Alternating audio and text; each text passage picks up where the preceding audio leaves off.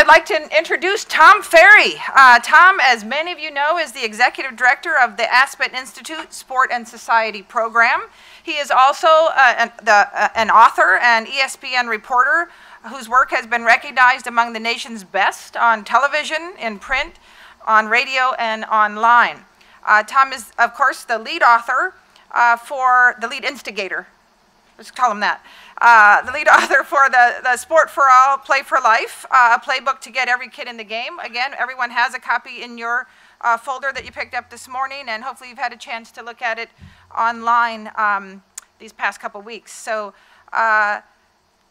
here's Tom to kind of set the stage for the rest of the day, and he'll introduce our next panel. Okay? Tom.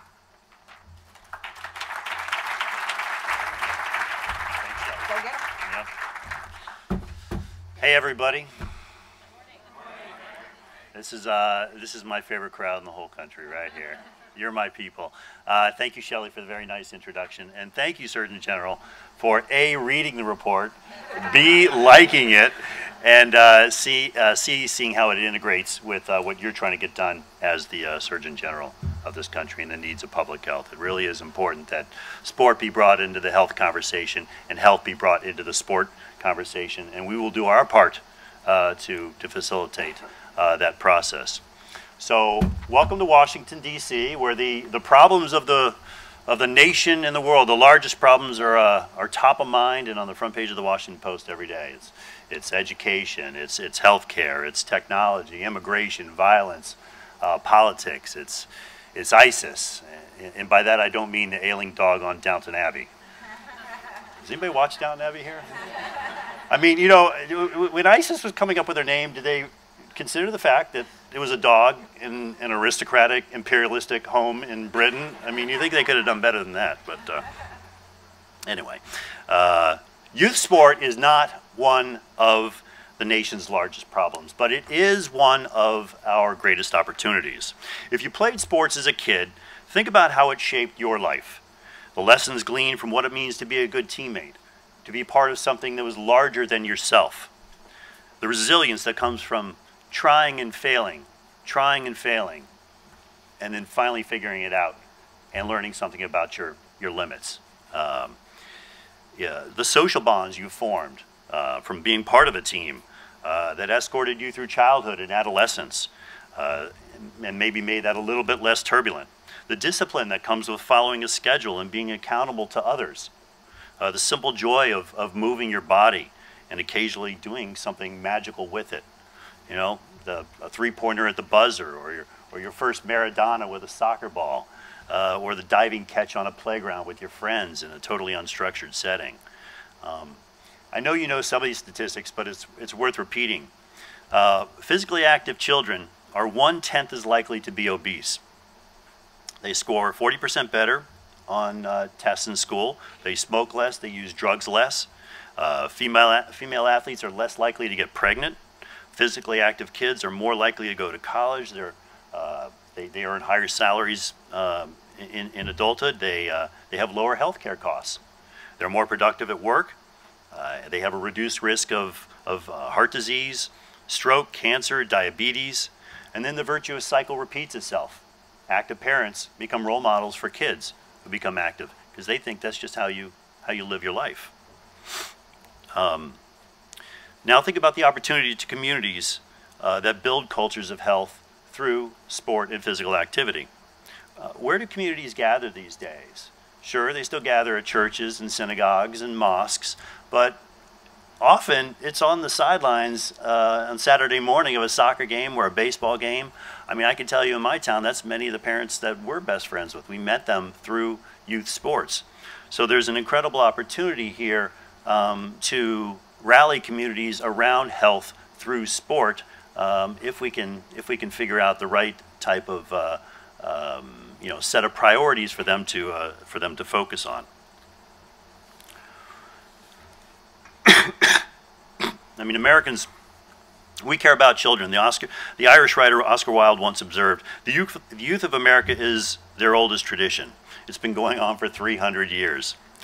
Now it's 400 years, and in the era of the helicopter parent, I'd say we probably care about our kids just as much, if not more than ever. The trouble is, when it comes to youth and sport activity, we tend to care mostly about our own children. We fail to define our interests broadly, and by failing to look out for the children of others, we fail to look out for our own.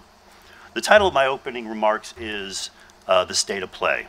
And I'd like to talk to you briefly about two teams that, in my analysis, and I've been at this for 10 years, observing the culture, listening, taking notes, convening you folks, two teams that I believe capture the state of play in 2015 as it relates to children. The first is this team, Jackie Robinson West from Chicago. America's team, so dubbed by the news media after the squad won the U.S. championship at the Little League World Series last August. The boys were an inspiration, winning with class and character, and a rarity, a team that was comprised entirely of African-American kids. In Chicago, where violence and school dropout rates are high in the neighborhoods of the South Side, they were hailed as an example of what is possible when we invest in and rally around our children. Then, earlier this month, they were stripped of their title for failing to follow the rules of Little League Baseball. It was discovered that they included kids on the roster who lived outside the district that they represented, kids from the suburbs. Little League President Steve Keener, who is with us today, who will sit on a panel later this morning, announced the decision, which made national headlines. On SportsCenter that day, I explained that he really had no choice in the matter. A cardinal rule of Little League Baseball is all about the community structure. I mean, having kids, classmates play with classmates, and they've worked really hard to perpetuate that model. So there really was no decision to make. They could not have looked the other way. But reaction in Chicago and nationally very quickly moved to race and economics. Jesse Jackson, politicians got involved, alleging selective enforcement. And, has every Little League team been scrutinized in this depth for boundary violations? Major League Baseball star Andrew McCutchen penned a terrific piece defending the team and noting that the deck was already stacked against these kids, highlighting the economic barriers to entry for low-income kids with talent, making the case that, sure, the aggregated talent from a wider area than was allowed, but how much of a level playing field was there anyway when the suburban kids who were doing the private coaching and the training and the out-of-state tournaments and the expensive equipment and just dominating the whole pipeline of youth baseball starting around age 7. Protests were held, quite likely the nation's first protests over the right to create an elite youth travel team. How about that? Sign of the times. But what was largely missed in the conversation was the real issue, which is, what about all the other kids who lack access to a sport experience, not just the kids on Jackie Robinson West team? The thousands of kids in Southside Chicago and elsewhere who just aren't a priority of the sports system. The 6 out of 10 kids today who do not play team sports on a regular basis, who get pushed aside early because they aren't good enough or can't afford the rising fees, or whose parents can't get them to the game scheduled on the other side of the county or one state away, or simply get turned off to sports, or worse, physical activity, because the adults in charge aren't asking them what they want out of a sport experience, what good looks like to them, or because we're not connecting kids with second-tier sports they might enjoy. Or because we stopped investing in public recreation. So getting together a pickup game with friends at the nearby park maybe is a little more difficult because the rims are bent and rusted. Or because we funnel kids into just one sport, producing burnout and concussions and overuse injuries that can sideline a kid before they grow into their bodies. Seriously, we have morphed into a nation, and this wasn't the case 15, 20 years ago. We have morphed into a nation of sport haves and have-nots, separating the weak from the strong at ever earlier ages, denying kids access to an early positive sport experience that can deliver benefits for life. This is a systemic problem, not limited to low-income areas. Let me introduce you to a team with no national profile from my own small middle-class Connecticut town. It was created last year by my neighbor, Adam Hallett, who is in this room somewhere. Adam? There he is. You'll get to know Adam today. And he'll be speaking on the same panel as Steve Keener. Adam's son, Dylan, was burned out from the travel baseball scene, having done, focused on one sport since 3rd grade, and wanted to try another sport. So Adam suggested soccer. And Dylan said, well, Dad, soccer, we can't do that. I haven't played since 3rd grade. There's no team, there's no rec team in town. And he was right. The in-town rec team had shriveled, then disappeared. The rec league had shriveled and then disappeared shortly after the creation of travel teams in 3rd grade. So Adam said, well, I'll tell you what, call 20 of your friends and we'll get a team together. So Dylan called 20 of his friends, only a couple of whom were still playing soccer. Some were hockey kids, some were football kids. A number weren't playing any sports at all. Some were travel team discards.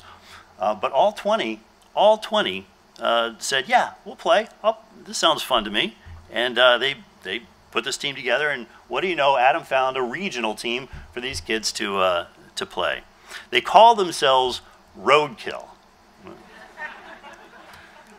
Roadkill, all right? And what Adam did is, he called it Roadkill because they were driving by, there was like a dead possum or something on the side of the road, and he thought that'd be a neat idea. But they also expected to get killed because nobody knew how to play the game anymore. And he printed T-shirts and gave them all names of roadkill instead of numbers.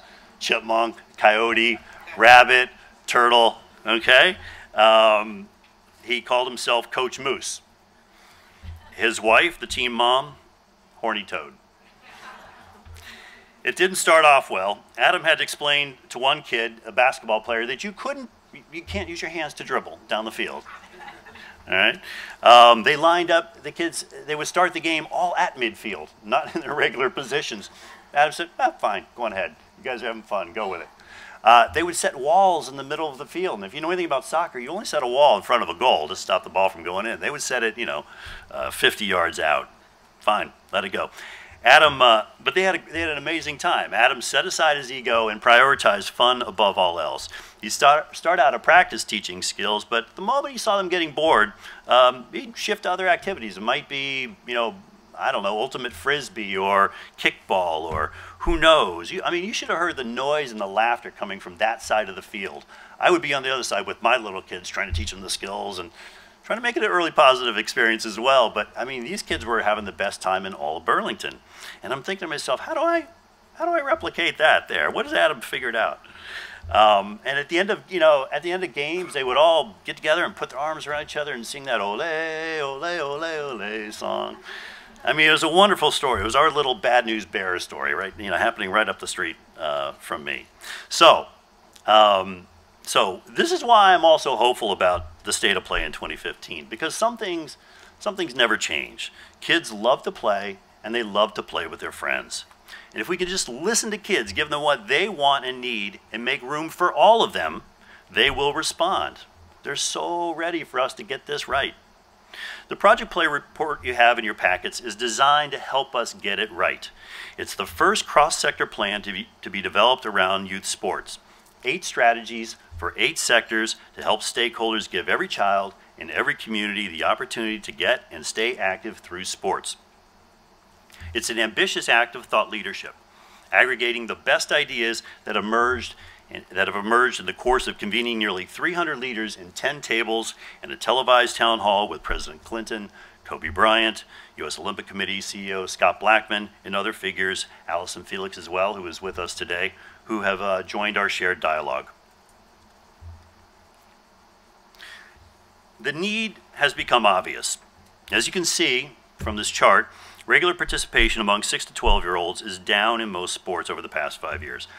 Not just football. It's basketball, soccer, track and field, softball, who knew, right? It's a broken model that we're working with. One that structurally pushes kids aside at earlier and earlier ages. In Project Play, what it does is it aims to build essentially a rectangle, and it's in your playbook, a rectangle around that pyramid through the age of 12, one that calls for universal access to an early positive sport experience with the development of physical literacy in all children as a chief priority. In a few minutes, Robin Shepper will explain more about what we mean by physical literacy. Project Play offers a philosophy of play and a supporting platform, not rigid and unbending, but a set of guidelines to be adapted based on the situation and the population of children that an organization is working with. It's a set of values, an appeal to our better angels who have consulted the available research. We didn't just pull this stuff from nowhere. Its core values are health and inclusion. Health and inclusion. You'll hear those words a lot. Last night we had a brief event where we talked about the need for inclusion. That it is not just a philosophy, that it's a commitment to new traditions. And health, of course, is in everything we do here. Health in all policies. How about health in all sport policies? It approaches sport as a right, not a privilege. Treats sport as a privilege, and it goes to the privileged. The kid who can afford the $250 bats, the early bloomer, the kid with the early birth date who is a little bit larger and more cognitively advanced than the 8-year-old with the late birth date, and thus less able to help the kid who's a little bit younger is less able to help his or her team win. Youth sport under that scenario becomes the domain of the able-bodied, you know, and the motivated dad, or the social status-seeking mom, or the kid from the 2-parent home with human assets to get into the games half a county away. The Project Play report was produced with the support of the Robert Wood Johnson Foundation, Nike, the American College of Sports Medicine, Clinton Foundation, University of Florida, the President's Council, plus some of the top academics in America. An incredible, truly incredible set of partners. The fact that this summit sold out even before we released the report a month ago says a lot about the state of play in 2015. Many want sport to be more affordable, more accessible, more child-centric to more kids. We need to design for the hardest to reach, the low-income kids, girls who, by the way, despite all the progress of Title IX, still do not have the same participation rates as boys, and they're sort of stuck at that level as well. Kids with physical and intellectual disabilities, other vulnerable populations. At the same time, we're starting to understand that we're all in this together. That youth sport in this country, from top to bottom, needs to be reimagined, or we will all pay the price. I grew up outside of Miami, just like the Surgeon General, where in 1926 a great hurricane blew through Miami Beach, devastating much of what was in its wake. So, with the backing of city fathers, the city's building inspector developed new building codes that were the strongest and most progressive in the country.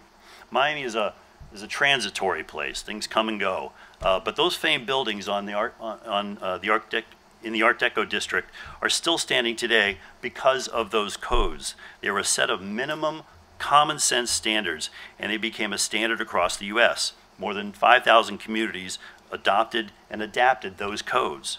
I see Project Play and this report as not unlike those codes, a tool developed in response to the devastating epidemics of physical inactivity and childhood obesity. A platform to build upon, a resource to create policies, programs, and practices that meet the needs of kids. One to build model programs and model cities, then replicated elsewhere. The question now is, who will be the early adopters? We've reimagined youth sports in America. It's a thought process. But who is actually going to reinvent it? We don't have roots in particular communities. We don't create programming for kids. That will depend on you, everyone here who has deep networks into a lot of different places. The entire focus needs to be on having as many kids fall in love with sports by the age of 12 and become physically literate so they can develop habits of health and fitness for life. But who will make it happen? Later today, you will hear several commitments to action. Our agenda is designed to help you do the same. If we're successful, this will be the day when health and inclusion start to become bedrock principles in the sport activity options we offer children. No more roadkill. Only the values of Roadkill the team. Fun, friends, physical literacy. Oh, and did I tell you? They won every game this season. They won every game this season by aggregate score of like 35-2, okay? Now, It helped that they were playing kids who were like 2 years younger than them. But that also tells you something about the system. They couldn't find, there were no rec teams among 8th graders. Everybody had been weeded out. We had figured out who the next generation of athlete entertainers were before they even really got to middle school. So anyway, so give it up for Roadkill. This is them right here. And give it up for Jackie Robinson West, which has helped us create this dialogue. They remind us that we can do better. We can do better by our kids. Okay. Well, thank you very much.